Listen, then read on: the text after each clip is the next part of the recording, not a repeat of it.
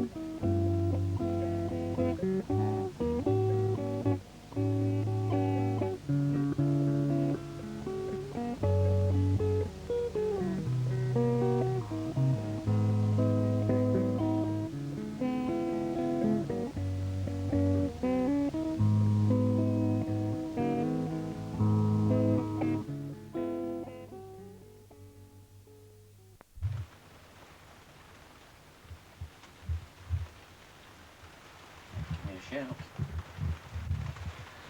Well, this is it on a wet afternoon in April inside Little Swindon, the workshop of Compton Down.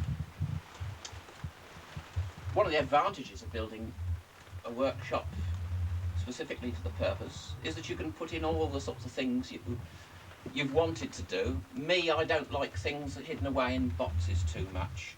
I like tools and materials, everything to hand. I find if I've got to put something away in a box, it just doesn't get put there. So the only way I can try and stay tidy is to try and stay tidy, if that makes any sense. At the moment, as usual, there's 30 or so different jobs going on at the same time, some of which, I have to admit, are by my children. A certain amount of friction goes on over here. Well, there we are. It's a family resource, I suppose, the workshop. We all enjoy it in here. Basically, I've laid it out pretty well as I want, with plenty of flat bench space. I have my wood lathe over here. This is Hobby Matt's wood lathe, excellent little machine too. And that, I try and keep it tidy by having specific days at working in wood, because it's woodworking and metalworking are infamous for not liking each other very much. The sawdust can be horrible. This over here is my main weapon in the battle for open warfare. The Hobby Matter, I think, it's a splendid machine. It's good price and does everything particularly a 16 miller could ever want. I've got the milling head up the top here, but to be honest, with the vertical slide, you just don't need it. And that'll cope with up to 5-inch gauge, but for 16 mil, perfect tool, I find. Then if we move through into here, this is ostensibly the woodworking shop, but there tends to be a certain amount of overlapping going on. This little beastie here is a Clayton steam lorry, rather heavy, but very simple.